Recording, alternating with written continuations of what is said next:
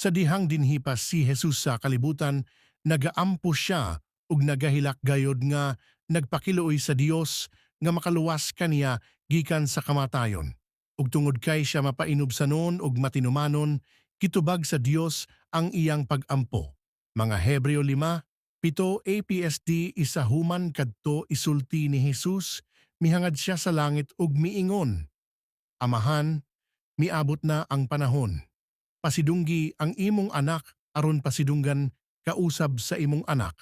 Dalawang kay gihatagan mo akog katungod sa paggahom sa tanang mga tawo aron mahatagan ko sa kinabuhi nga walay katapusan ang tanan kanila nga imong gihatag kanako.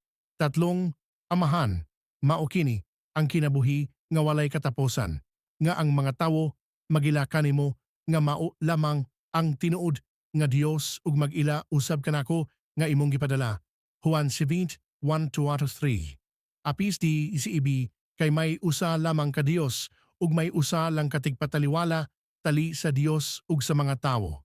Kiniwalay lain kundili ang tawo nga si Kristo Jesus.